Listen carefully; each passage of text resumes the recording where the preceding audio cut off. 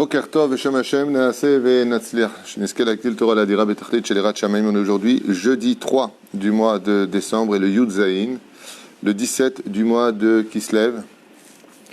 Bezrat Hashem, pour ceux qui nous écoutent, ceux qui peuvent, ceux qui ont le mérite, ceux qui ont les possibilités, avant le 10, de participer à prendre un avraire pour le mois, pour la semaine, pour une journée, acheter un shiur ou un don. C'est ce que nous avons Maasim Tovim, chez Niske, Bezrat Hashem. D'ailleurs, j'étais avec l'Avrechim, on a fait un shiur, qui sont un petit peu dispatchés par rapport au Corona. On les a réunis, bien entendu, selon les critères du ministère de la Santé. Et bon, c'est un plaisir de les voir étudier comme ça, ils sont assidus. Non, ici, on n'a pas le droit parce qu'il n'y a pas assez de fenêtres et il n'y a pas la distance nécessaire parce qu'ils sont très nombreux. On a 30 Avrechim. Donc, ils sont une partie à Tedvav, une partie à Gimel, ils sont dispatchés, mais ils étudient tous. Blainara, ils ont les examens, ils font vraiment, c'est un très bon collège, je suis très fier. Et grâce à Dieu, on a déjà sorti nos Dayanim, puisqu'on a déjà le collège de Dayanout, des juges que nous avons ici. Déjà 3 ou 4 des gens ont obtenu leur Théouda de Dayan. Donc El Moshe peut être très très fier. Grâce à Dieu, on fait vraiment du bon travail et on n'a pas de retour, on n'a pas d'avrim qui ont raté, qui recommencent. Vraiment, c'est Kulam Matzlichim, Kulam Mitkadmim, très bonne équipe. Vraiment, Kol HaKavod au Rabbanim qui nous accompagne dans cette mission.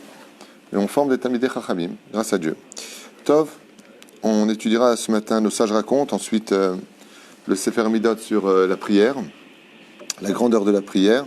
Ce matin, le shiur a été acheté par Caroline Tal à Yekara pour la Haskara des 11 mois de son grand-père, Yehuda Bar Zaïza, Zichrono Livracha, et avec sa permission, on élèvera en même temps l'âme de tous les métés Israël, ou Bichlalam, Shane Bat Finja, Denis Simcha Bat Lola, Tzipora Bat Zeligban, Levi, Yehuda Sin, Ben Eliou Sayed Ayakar, Moshe Ben Zari, Gérard Nurulik, Zichrono Livracha. Je crois aussi que c'est la Haskara bientôt de mon oncle René Twitou, Alava Shalom.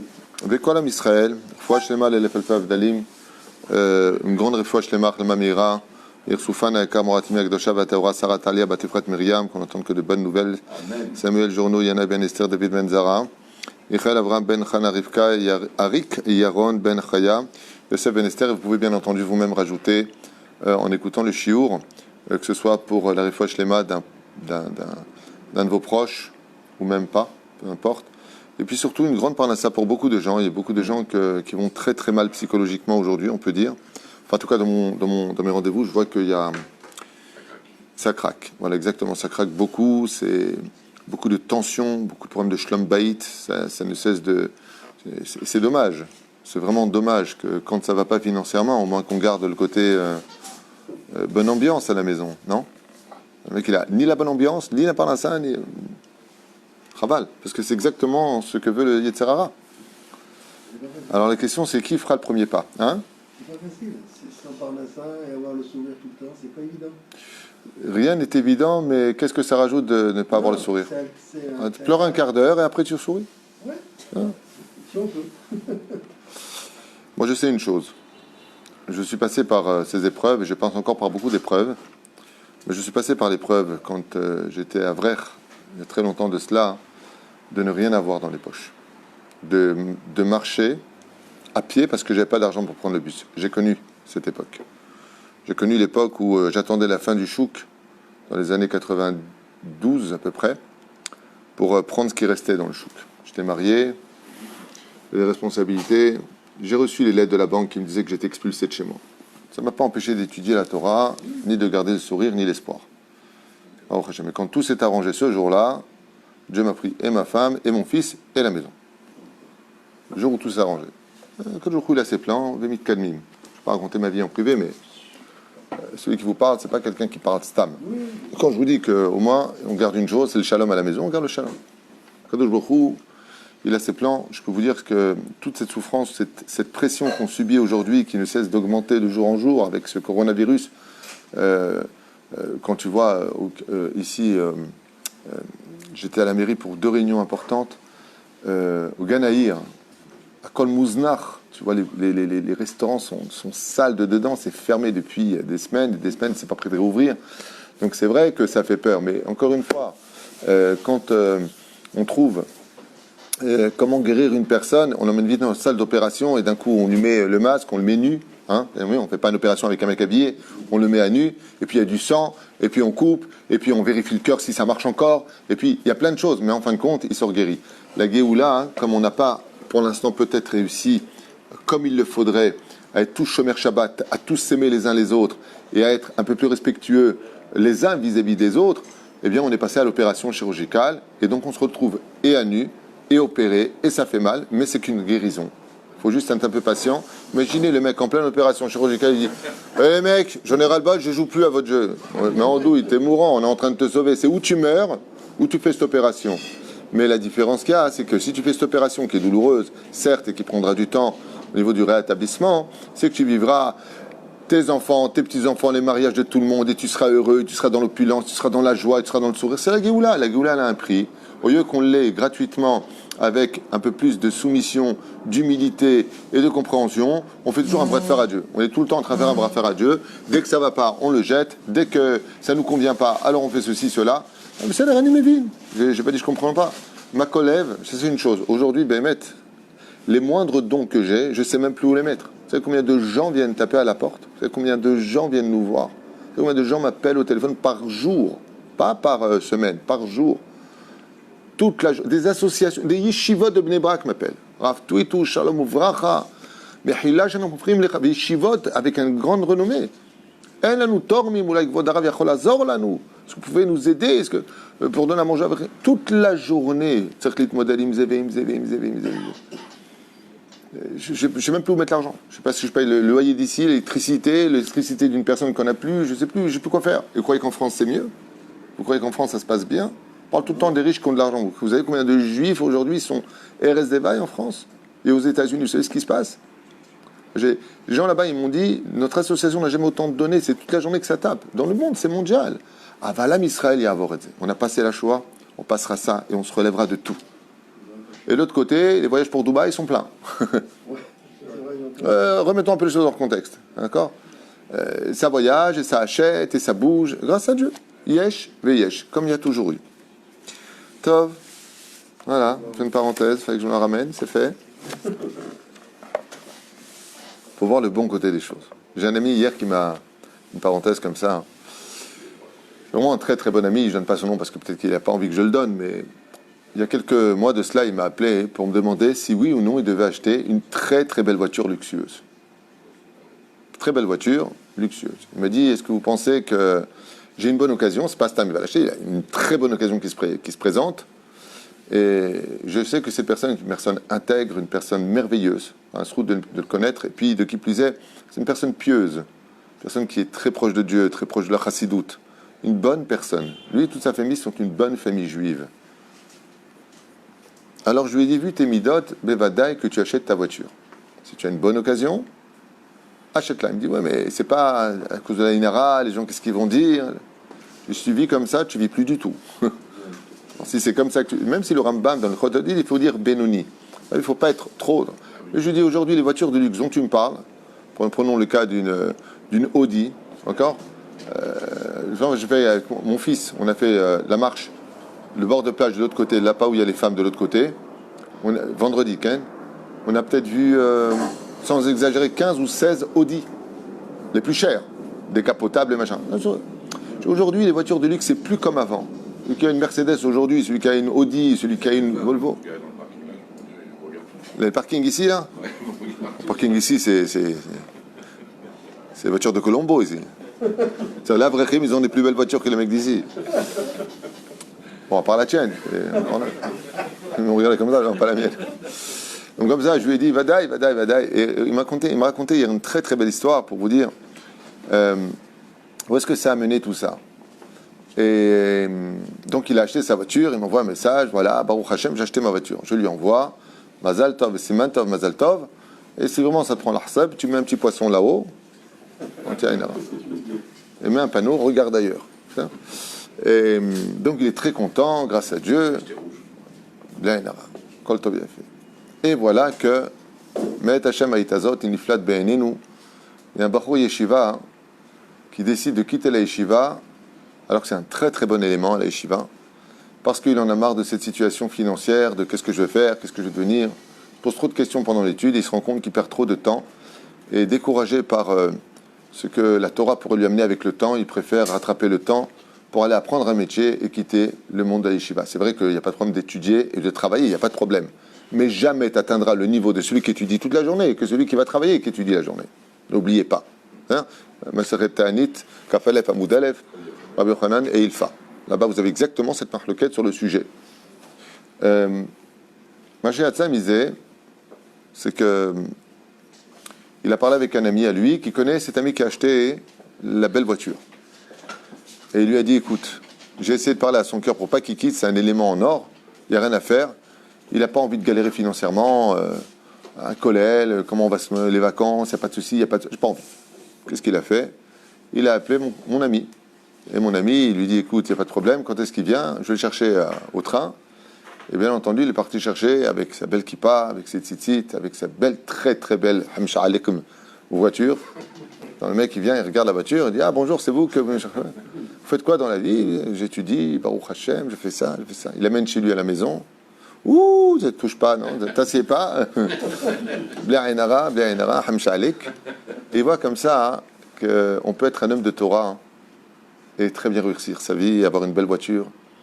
Et ce qui en est ressorti, c'est que, entre autres, grâce à cette belle voiture qu'il a achetée, et mon ami qui est dans la Torah, est un exemple du judaïsme, il lui a envoyé une lettre ou un téléphone, je ne me rappelle pas une lettre, aujourd'hui ça n'existe plus, un WhatsApp, ou je ne sais pas exactement comment il lui a communiqué qu'il était retourné à la yeshiva. Alors il m'a dit, tu vois, je t'ai écouté, j'ai acheté la voiture, et cette voiture elle a fait faire tchouva à quelqu'un de le ramener à la yeshiva. Parce qu'il s'est rendu compte qu'on pouvait très bien être un homme de Torah et manger à deux tables.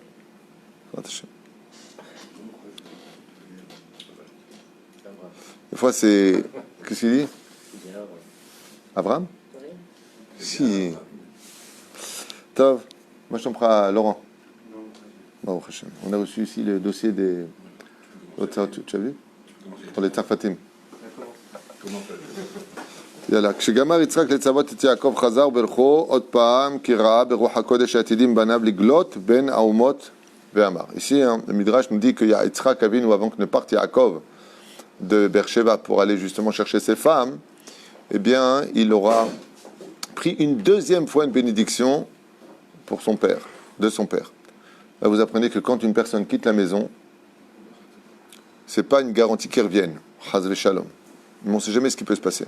Une fois, je passais comme ça sur le trottoir, et monsieur qui sort de chez lui, il tombe devant moi, un match devant moi, crise cardiaque, Met. Parce que sa femme, un instant, elle se serait doutée qu'elle ne reviendrait pas. Maintenant, on lui dit le Midrash, s'il l'a déjà béni avant Yitzhak, pourquoi est-ce qu'il le rebénit maintenant? Le Midrash nous dit, il y a une différence. C'est qu'il a vu Borah HaKodesh que Yaakov, il n'y aura pas de problème avec lui vis-à-vis de son judaïsme. Yaakov, il est tzaddik et il ne bougera pas de sa petite coute. Il ne va que monter. Mais il a vu que ses enfants ne vont pas tous réussir à monter. Je vais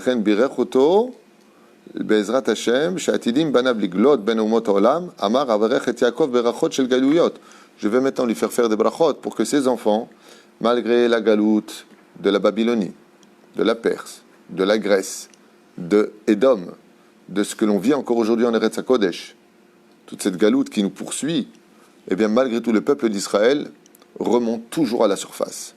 Là vous apprendrez que quand vous ferez une bracha à vos enfants, bénissez-les aussi pour leur descendance, pour votre descendance.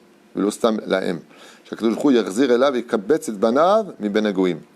il y aura un challenge, comme je vous l'ai dit, de toutes les mitzvot que Dieu nous a données. Il nous emmène comme un berger qui emmène son troupeau vers l'enclos pour qu'on puisse être protégé.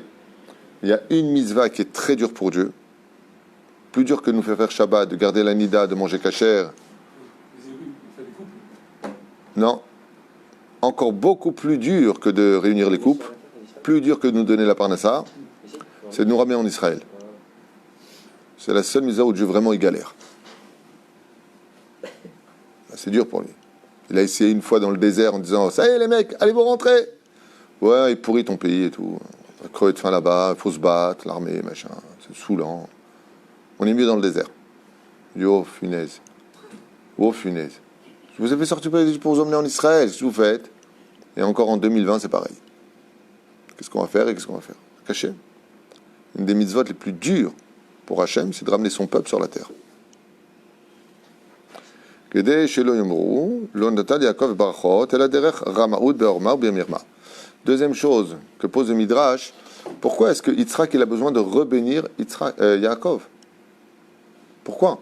Arrête, vous savez que dans la Gemara, quand j'ai besoin d'amener deux preuves que j'ai raison, c'est que j'ai peut-être tort.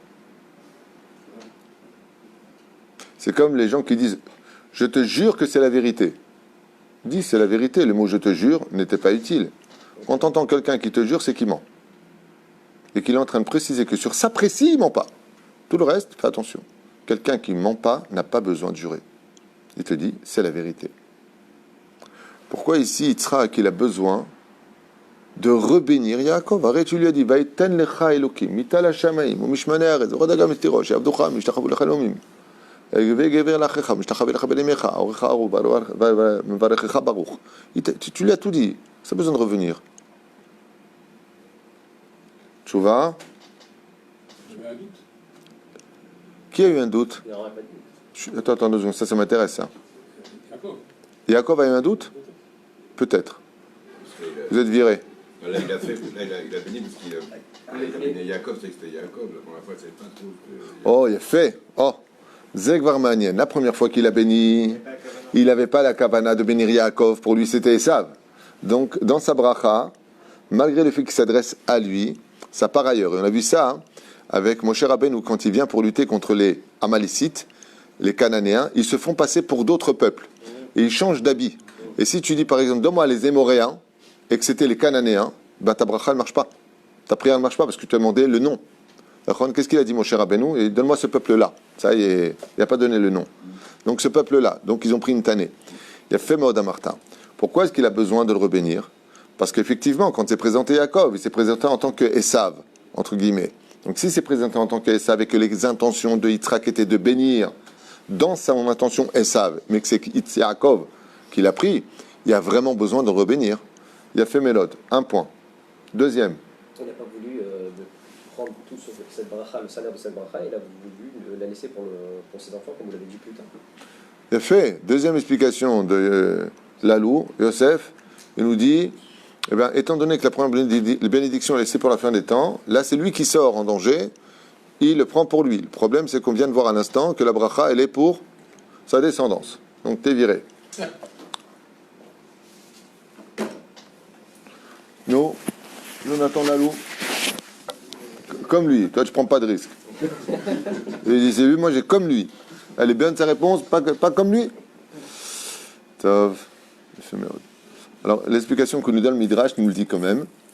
C'est pas, comme tu as dit justement, le fait de parler de la descendance. Pourquoi? Eh bien, parce que là, il rebénit sur la descendance.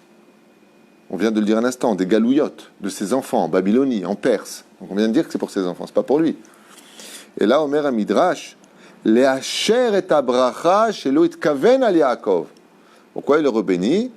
Pour confirmer que la bénédiction qu'il a fait, pensant que c'était Esav, alors que c'était Yaakov, il confirme en le rebénissant maintenant, pour bien dire, ouais mais attends, t'es gentil, quand il est venu, il s'est fait passer pour Esav, tu l'as béni, mais pour toi tu bénissais Esav, donc la bracha elle est caduque. La bracha elle n'est pas valable. Tout de suite, qu'est-ce que fait Yitzhak? Il le rebénit lui et toute sa descendance. Et il confirme que dès la hacher et birchato à Kodemet, pour confirmer sa bénédiction qu'il a déjà faite, même s'il a dit Baruch Yeh, il restera béni. Il restera béni, ça veut dire que là-bas il a déjà confirmé. Il restera béni lui, mais sur la descendance c'est pas fait. Maintenant c'est fait. Donc on comprend pourquoi Yaakov Avinu alav shalom reprend une deuxième fois une bénédiction en tant que Yaakov Avinu, de telle façon que les Umot HaOlam, la descendance de Esav, ne puissent pas dire ouais, enfin vous les Juifs vous avez pris une bracha qui ne vous revient pas, parce que si vraiment Yitzhak il avait vu de ses propres yeux que c'était Yaakov, est-ce qu'il vous aurait béni? Non, c'est pas Mirma, c'est par tromperie que vous avez réussi à prendre ces bénédictions pour vous. Il dit d'accord, mais l'ange qui a donné le nom d'Israël à Yaakov, qui a profité, qui a cautionné pardon, que Yaakov était droit, dit ça c'est dans le ciel, mais vis-à-vis de nous, Dieu peut penser ce qu'il veut, mais vis-à-vis de nous, il dit d'où est-ce que tu sais ça, qu'il est venu Bémirma, il est venu avec sagesse et intelligence, Yaakov, pour prendre la bracha. Il dit de la Torah. Il dit cette même Torah, elle te dit que Yitzhak confirme une fois que c'est lui, que Bémet, les brachot qu'il a fait, elles sont pour lui et pas pour l'autre. Alors qu'est-ce que tu dis maintenant? Il n'y a plus rien à dire. grâce à ces brachot qu'il va prendre, il va confirmer tout ce qui a été fait avant. Mais pour qu'il les lui donne, quand est-ce qu'on fait en général des brachot? Le meilleur moment pour faire une bracha, c'est quand? Quand la personne s'en va. Donc Dieu provoque le départ de Yaakov pour confirmer la bracha de Yitzhak sur lui de ce qui a été fait avant. S'il n'était pas sorti, il n'y aurait pas eu besoin. Akol le tova. Quand tu ouvres comme ça les chaînes, les événements de la vie, tu vois qu'en réalité c'est une chaîne qui confirme l'un dans l'autre son existence précédente. Mashou, shchaval al-azman. יחזר אליו ויקבץ את בניו מבין הגויים, כדי שלא יאמרו, לא נתן וקראת הברכות אלא דרך רמאות בעורמה במרמה, לכן חזר יצחק ברכו בדעתו. Voilà ce que je viens de vous dire, il est marqué noir sur blanc. Yitzhak, maintenant, en pleine conscience, qui parle à Yaakov et non pas à Esav, chas v'shalom, mais varech oto, lui et toute sa descendance, confirmant ainsi que la bracha qu'il a faite, elle était vraiment pour Yaakov. Et donc, kulam shegam im brachot rishonot la karbadin. Donc confirmer que les premières bénédictions, il les a prises, non pas de façon trompeuse, mais en toute justice. Becho aviva amarlo, ma shaya be'adi, berachticha. Tout ce qui était entre mes mains, je te l'ai donné par ma bénédiction. Mais ata kadosh baruch hu, yesh lo barachot ad belidai. Et moi, j'ai pu te donner que ce que Dieu m'a donné dans mes mains. Mais Dieu, lui, est infini dans ses bénédictions. Et quand il te bénit, akol beseder, vo yivarech otra, v'yavcha be'erbecha, v'aita lekalamim, et tu deviendras une grande nation qui retournera sur sa terre. Donc à quoi s'adresse sa bénédiction? On a vu ici le retour d'Israël de Babylonie, le retour d'Israël de la Perse, Préporim, le retour d'Israël à la Torah, parce qu'il faut savoir que la différence entre la galoute de Yavan, de la Grèce et les autres galoutes, c'est que c'est une galoute qui se passe en Israël, contrairement aux autres qui étaient en dehors d'Israël. C'est pour ça d'ailleurs qu'à Hanouka on fait le Hallel, et à Purim on ne fait pas le Hallel. Pourquoi? Ah, c'est les mêmes. Là-bas, c'est en Chutz La'aretz, c'est la Gemara. Ici, c'est en Eretz Israël. Hein? Donc, Vaïten lechet birkat Avraham, ota beracha asher amar levarecheni ba, velo berachani, v'shelo yorer kin'ato shel Ishmael achi, sarei netuna me'ata lecha. Et pourquoi il lui dit Vaïten lechet birkat Avraham?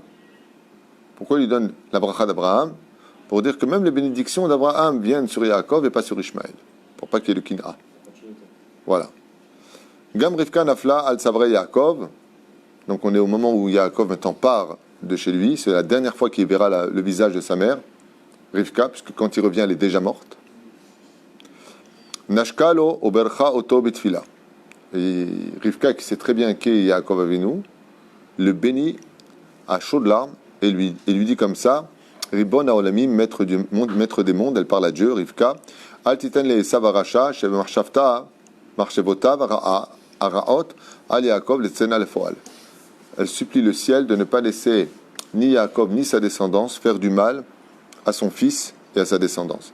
Yetzaveh Hashem et malachav le shomro baderech, qu'Akadosh Baruch Hu t'envoie ses anges pour te protéger sur ton chemin. Natan Yitzhak le Yaakov kesev ezahav ou matanot rabot kifi yecholto laset.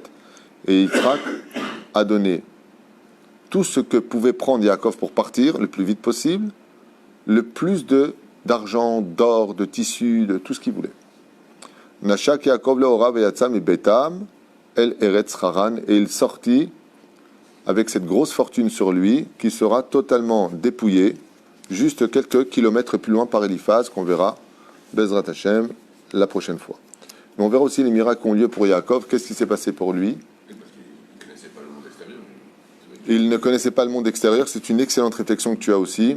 Effectivement, Yaakov, aujourd'hui, comme on l'a expliqué, Lo Midrash Haïkar et la Maaseh, Yaakov, c'est la première fois de sa vie qu'il sort de la tente, qu'il sort de la yeshiva. C'est la première fois qu'il, vous voyez, par exemple, une personne qui a fait 30, 40 ans de prison, qui sort libre, quand il se retrouve dans la rue, il veut retourner en prison.